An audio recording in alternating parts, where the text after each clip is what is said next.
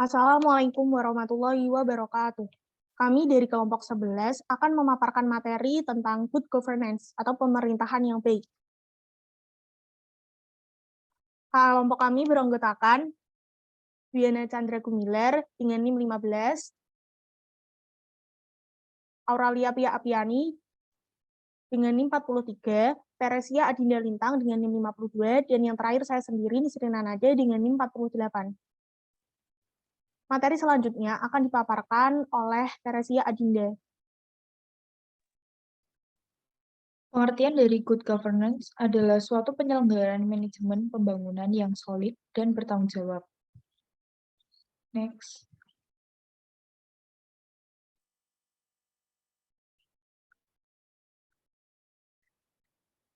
Latar belakang dari good governance adalah tuntutan pemerintah Orde Baru atau Presiden sebagai pusat kekuasaan, sebagai maupun akibat dari lembaga tinggi negara lainnya, baik, dan juga tersumbatnya kontrol sosial yang berasal dari partisipasi masyarakat. Next.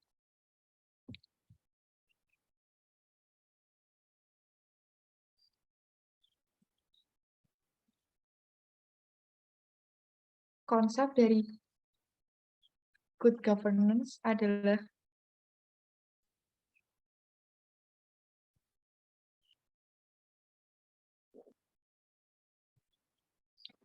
mengacu pada proses pencapaian, keputusan, dan pelaksanaannya yang dapat dipertanggungjawabkan secara bersama, sebagai suatu konsensus yang dicapai oleh pemerintah, warga negara, dan sektor swasta bagi penyelenggaraan pemerintah dalam suatu negara. Slide selanjutnya akan dijelaskan oleh Auralia Pia. Prinsip-prinsip good governance. Kunci utama memahami good governance adalah pemahaman atas prinsip-prinsip di dalamnya. Bertolak dari prinsip-prinsip ini akan didapatkan tolak ukur kinerja suatu pemerintahan. Baik buruknya pemerintahan bisa dinilai bila ia telah bersinggungan dengan semua unsur prinsip-prinsip good governance. Menyadari pentingnya masalah ini, prinsip-prinsip good governance diurai satu persatu. Yang pertama adalah partisipasi masyarakat atau participation. Semua warga masyarakat mempunyai suara dalam pengambilan keputusan baik secara langsung maupun melalui lembaga-lembaga perwakilan yang sah yang mewakili kepentingan mereka. Yang kedua, tegaknya supremasi hukum atau rule of law. Partisipasi masyarakat dalam proses politik dan perumusan kebijakan publik memerlukan sistem dan aturan-aturan hukum. Sehubungan dengan itu, dalam proses mewujudkan cita good governance harus diimbangi dengan komitmen untuk menegakkan rule of law dengan karakter-karakter. Antara lain sebagai berikut. Yang pertama, supremasi hukum, kepastian hukum, hukum yang responsif, penegakan hukum yang konsisten, dan non-diskriminatif. Yang ketiga, transparansi atau transparensi. Transparansi adalah keterbukaan atas semua tindakan dan kebijakan yang diambil oleh pemerintah. Yang keempat, peduli pada stakeholder atau dunia usaha, yaitu lembaga-lembaga dan seluruh proses pemerintahan harus berusaha melayani semua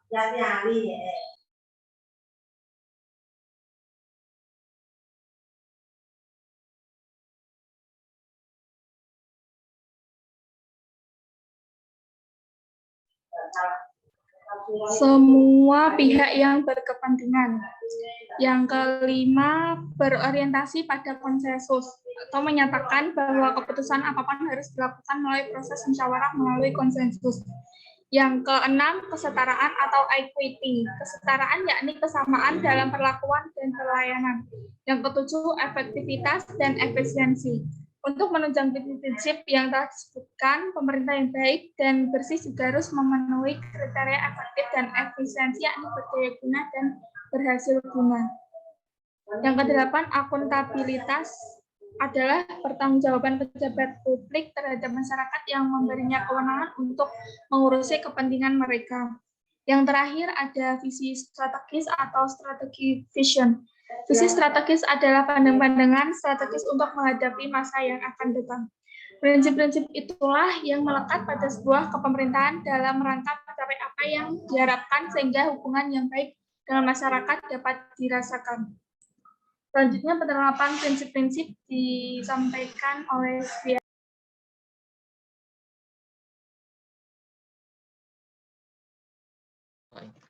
Penerapan prinsip good governance. 1. Partisipasi masyarakat.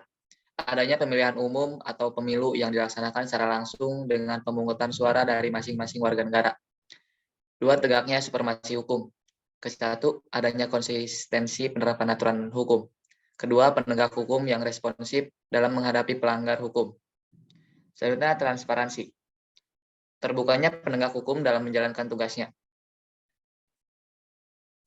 Kemudian, peduli pada stakeholder. Pemerintah yang mendukung adanya perusahaan unicorn buatan anak bangsa seperti Gojek, Tokopedia, dan Traveloka. Next.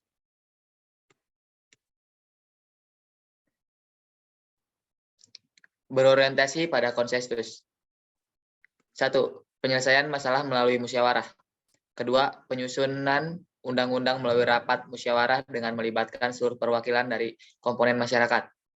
Selanjutnya, kesetaraan. Tidak adanya sikap diskriminatif dalam pengambilan keputusan. Lalu, efektivitas dan efisien. 1. Tercukupinya kebutuhan masyarakat oleh pemerintah. Kedua, pemerintah yang bekerja secara bersih. Next.